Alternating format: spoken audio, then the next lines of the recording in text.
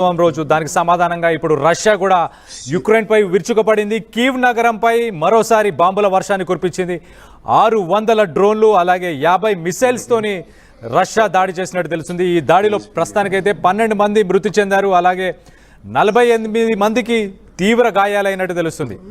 ట్రంప్తో ఒక పక్కన జెలెన్స్కీ మరియు పుతిన్ వీళ్ళిద్దరూ భేటీ అవ్వబోతున్న తరుణంలో ఇలాంటి పెద్ద దాడిని, మరి ఒకవైపు శాంతి చర్చలకు ప్రయత్నాలు జరుగుతున్న సమయంలో ఇలాంటి దాడులు జరుగుతున్నాయి. ప్రస్తుతానికైతే యుక్రెయిన్పై దాడి చేసింది రష్యాకి సంబంధించిన బలగాలన్నీ కూడా కీవ్ నగరాన్ని చాలా సేఫ్ అని అనుకుంటాం మనం. సెంటర్ ఆఫ్ ద యుక్రెయిన్ అనుకోవచ్చు, ఒక హార్ట్ ఆఫ్ యుక్రెయిన్ అనుకోవచ్చు. అలాంటి నగరం సేఫ్ అని ఇన్ని రోజులు అనుకున్నారు, కానీ ఇప్పుడు అది సేఫ్ కాదని చెప్పి చాలా క్లియర్గా తెలుస్తుంది. మొత్తం మీద అయితే 600 డ్రోన్లు 50కి పైగా మిసైల్స్ని రష్యా వాడింది. దీంట్లో అన్నిటినీ ప్రస్తుతానికైతే యుక్రెయిన్ అన్నిటినీ ఎదుర్కొంది, అన్నిటినీ డిఫెండ్ చేసుకోగలిగింది. కానీ ఒక 40 మిసైల్స్ మాత్రం ఖచ్చితంగా వాటిని మాత్రం డిఫెండ్ చేసుకోలేకపోయింది. దానివల్ల కొన్ని నగరాలకు సంబంధించిన కొన్ని ప్లేసెస్లో అవన్నీ వచ్చి అటాక్ అవన్నీ ప్లేస్ చేయడం వల్ల ఆ నగరాల్లో ఉన్న స్థానికులు వీళ్ళందరూ కూడా భయభ్రాంతులకు గురయ్యారు. అక్కడ మన విజువల్స్లో చాలా క్లియర్గా చూడొచ్చు. ఒక్కసారి ఆ విజువల్స్ చూసే ప్రయత్నం చేద్దాం.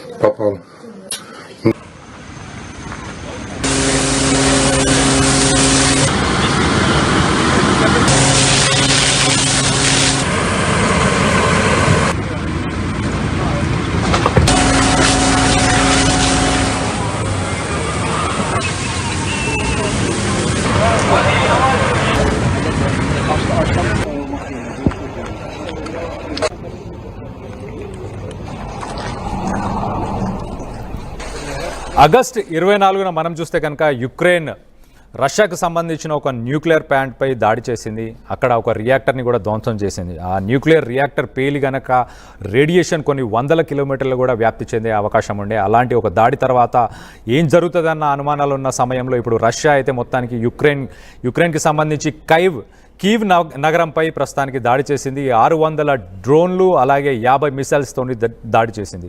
ఇదంతా రెసిడెన్షియల్ ఏరియా అని చెప్పుకోవచ్చు. ఒక రకంగా సిటీకి మధ్యలో ఉండే ఒక ఏరియా మీదనే ఈ టార్గెట్ చేసి మరి చేసినట్టు తెలుస్తుంది. మనం సిరీస్ ఆఫ్ ఈవెంట్స్ కనుక చూస్తే ఆగస్టు 21న కూడా పరస్పర దాడులు చేసుకున్నారు రష్యా అండ్ యుక్రెయిన్. దాని తర్వాత ఆగస్టు 24న యుక్రెయిన్ రష్యాపై దాడి చేసింది, న్యూక్లియర్ రియాక్టర్పై దాడి చేసింది. దాని తర్వాత ఇప్పుడు ఆగస్టు 28న ఇప్పుడు రష్యా యుక్రెయిన్కి సంబంధించిన కీవ్ అనే నగరంపై ఇప్పుడు దాడి చేసింది. అక్కడ రెసిడెన్షియల్ బ్లాక్స్ ఏవైతే ఉన్నాయో వాటన్నిటిపై ఇప్పుడైతే డ్రోన్స్ మిసైల్స్ వీటితో అటాక్ చేసినట్టు మనకు తెలుస్తుంది. ఒక్కసారి మనం చూస్తే కనుక శాంతికి సంబంధించి పీస్ టాక్స్ ఏదైతే న్యూయార్క్కి సంబంధించిన పీస్ టాక్స్ ఏవైతే జరగబోతున్న రోజుల్లో ఆ టేబుల్ మీదకి నెగోషియేషన్స్ తీసుకురావాల్సిన సమయంలో ఇలాంటి దాడులు చేయడం ఏంటని చెప్పేసి జెలెన్స్కీ కూడా ఒక స్టేట్మెంట్ని జారీ చేశారు. ఆయన కూడా ఏమంటున్నారంటే వెస్టర్న్ లీడర్స్ అందరినీ కూడా ఆయన రెస్పాండ్ అవ్వాలని అడుగుతున్నారు. రెస్పాండ్ అవ్వండి మీరందరూ, రష్యాపై మాస్కోపై ఇంకా ఎక్కువ శాంక్షన్స్ని తీసుకొచ్చి రష్యా మెడలు వంచాలి మీరు, లేకపోతే ఇది కుదరదు, ఇది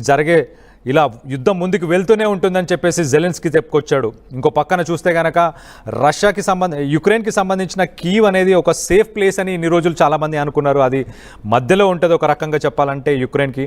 సో అలాంటి ఒక సేఫ్ ప్లేస్ అని అనుకున్న ప్లేస్లో ఇప్పుడు ప్రస్తుతానికి వేల సంఖ్యలో అక్కడ రెసిడెంట్స్ ఉంటున్నారు. అలాంటి ప్లేస్లో ఇప్పుడు మిసైల్స్, డ్రోన్స్ ఇవన్నీ పడడంతో ఆ చుట్టుపక్కల కొన్ని బిల్డింగ్స్కి సంబంధించి కొన్ని వేల కుటుంబాలకు సంబంధించిన బిల్డింగ్స్లో ఏవైతే ఉన్నాయో వాటన్నిటికి సంబంధించిన అద్దాలన్నీ కూడా ధ్వంసం అయిపోయి చాలా క్లియర్గా చూడొచ్చు.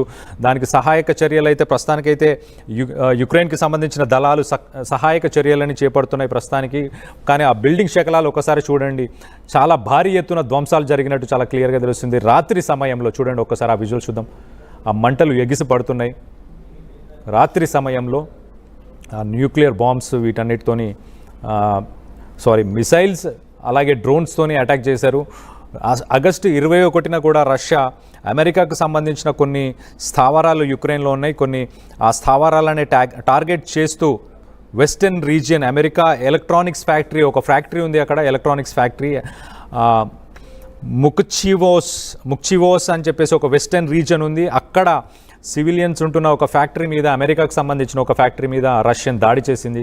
దాని తర్వాత యుక్రెయిన్ దాని ఇండిపెండెన్స్ డే స్వతంత్ర దినోత్సవం ఆగస్టు 24న రష్యాకు సంబంధించిన ఒక న్యూక్లియర్ ప్లాంట్ ఏదైతే ఉందో దాంట్లో ఒక రియాక్టర్పై దాడి చేసింది. ఎటువంటి ప్రాణ నష్టం జరగలేదు. అలాగే న్యూక్లియర్ ప్లాంట్కి సంబంధించిన రియాక్టర్కి సంబంధించిన రేడియేషన్ కూడా ఎక్కడికి వెళ్ళలేదు. ఆ విజువల్స్ చూడండి ఎంత దారుణంగా ఉన్నాయో. అది సినిమా కూడా పనికిరాదు. సినిమా కంటే చాలా పెద్ద ఎత్తున బ్లాస్టులు జరుగుతున్నాయి. చూడండి ఎంత ఎత్తుకు ఎగిసిపడుతున్నాయి ఆ బ్లాస్ట్ తర్వాత. దానికి సంబంధించిన పొగలు కానీ, ఆ మంటలు కానీ, ఆ విధ్వంసానికి సంబంధించిన బూడిద కానీ అదంతా కూడా చాలా ఎత్తుకి ఆల్రెడీ అవి ఒక 10-20 ఫ్లోర్స్ ఉన్న బిల్డింగ్స్గా కనిపిస్తున్నాయి. దానికంటే ఇంకా ఎత్తుగా విధ్వంసం అయితే పైనకి వచ్చినట్టు చాలా క్లియర్గా తెలుస్తుంది. ఆ భారీ మిసైల్స్, ఆ డ్రోన్స్ ఎఫెక్ట్కి ఆ చుట్టుపక్కల పెద్ద పెద్ద బిల్డింగ్స్లో ఏవైతే రెసిడెంట్స్ ఉన్నారో ఆ బిల్డింగ్స్కి సంబంధించిన విండోస్, గ్లాసులు అవన్నీ కూడా పగిలిపోయాయి. ఆ చుట్టుపక్కల ఉన్న ప్రజలందరూ కూడా భయభ్రాంతులకు కూడా వాళ్ళు గురైనట్టు చాలా క్లియర్గా తెలుస్తుంది. ఈ మధ్యకాలంలో మనం చూస్తే యుక్రెయిన్, రష్యా రెండింటికి సంబంధించి మధ్యవర్తిత్వం చేద్దామని చెప్పేసి అమెరికాలో ఒక మీటింగ్ ఏదైతే జరిగిందో దాని తర్వాత పుతిన్తో ఫస్ట్ ట్రంప్ మాట్లాడిన తర్వాత జెలెన్స్కీ అలాగే యూరోపియన్ యూనియన్కి సంబంధించిన లీడర్స్ అందరినీ కూడా కూర్చోబెట్టి మాట్లాడిన తర్వాత మరి ఒక కొలిక్కి వస్తుందేమో అనే ఆశ ఉండే. కానీ అదైతే ప్రస్తుతానికి ఇప్పుడు జరుగుతున్న ఈ దాడులను చూస్తే మాత్రం అది టేబుల్ మీదకి వచ్చేలాగా లేదు. ప్రస్తుతానికైతే ఆ నెగోషియేషన్స్ వర్కౌట్ అయ్యే ఛాన్సెస్ లేవనిపిస్తుంది, సన్నగిల్లుతున్నాయి అనిపిస్తుంది ప్రస్తుతానికైతే. అలాంటి ఒక సిచ్యువేషన్ ప్రస్తుతం నెలకొంది.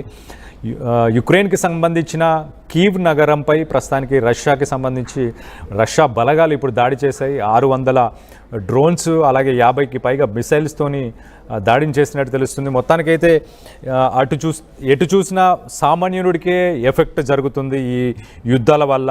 దీనికి సంబంధించి ఒకసారి మా కొలీగ్ సచిన్ ఉన్నారు. సచిన్తో ఒక్కసారి మాట్లాడి తెలుసుకునే ప్రయత్నం చేద్దాం.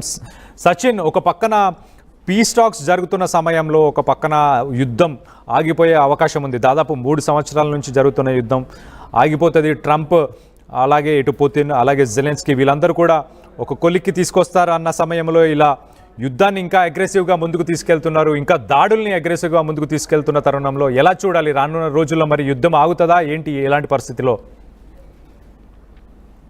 కనిపించట్లేదు. ఎందుకంటే అమెరికా వర్షన్ మారుతోంది, ఇక్కడ యూరోపియన్ వర్షన్ మారుతోంది. అందరికన్నా ముఖ్యం, యుద్ధం ఆగితే లాభపడే దేశం ఉంటుందో అంటే ఇంకా వ్యాఖ్యలు చేస్తోంది. ఏమంటోంది? ఇటు అమెరికాను బలం పుంజుకోవాలి, అమెరికా వాళ్ళు బలమైన దేశం, దాంతో పాటు యూరోపియన్ యూనియన్ మీరు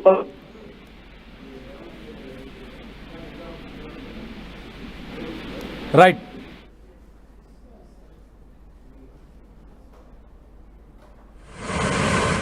ఓకే సచిన్, వినిపిస్తుందా? Right, due to some technical issue మా కొలీగ్ని కనెక్ట్ అవ్వలేకపోయాం. మళ్ళీ ఒకసారి కనెక్ట్ అయ్యే ప్రయత్నం చేద్దాము. ప్రస్తుతానికైతే యుక్రెయిన్కి సంబంధించిన కీవ్ నగరంపై రష్యా విరుచుకుపడింది. 600 డ్రోన్లు అలాగే 50 మిసైల్స్తోని దాడి చేసింది రష్యా. సో కీవ్ అనేది ఒక సేఫ్ నగరం అని చెప్పి ఇన్ని రోజులు అనుకున్నాం, కానీ ప్రస్తుతానికైతే ఆ నమ్మకం లేకుండా పోయింది. ప్రస్తుతానికి ఏది సేఫ్ కాదని తెలుస్తుంది. ఒక పక్కన పరస్పర దాడులు జరుగుతూనే ఉన్నాయి. స్వతంత్ర దినోత్సవం రోజు యుక్రెయిన్ కూడా రష్యాకు సంబంధించిన ఒక న్యూక్లియర్ ప్లాంట్పై కూడా దాడి చేసింది. అలాంటి ఒక దాడి ప్రస్తుతం కూడా కొనసాగుతుంది. దానికి సమాధానంగానే ఇవాళ రష్యా కూడా దాడి చేసినట్టు తెలుస్తుంది. దీనికి సంబంధించి మరిన్ని వివరాలు మా కొలీగ్ సచిన్ ఉన్నారు. సచిన్తో మాట్లాడి తెలుసుకునే ప్రయత్నం చేద్దాం. సచిన్, చెప్పండి, అసలు ఎలా చూడాలి? ఒక పక్కన పీస్ టాక్స్ నడుస్తున్న తరుణంలో ఇద్దరు తగ్గట్లేదు, మరి వార్ అనేది ఆగిపోయే పరిస్థితి ఉందా? ఒక కొలిక్ వచ్చే అవకాశం ఏమైనా ఉందా లేదా రానున్న రోజుల్లో? లేదు, ఎక్కడ కూడా ఈ యుద్ధం తగ్గే అవకాశం కావచ్చు, యుద్ధం తగ్గే పరిణామాలు కావచ్చు కనిపించట్లేదు. ఎందుకు ఈ మాట అంటున్నారు?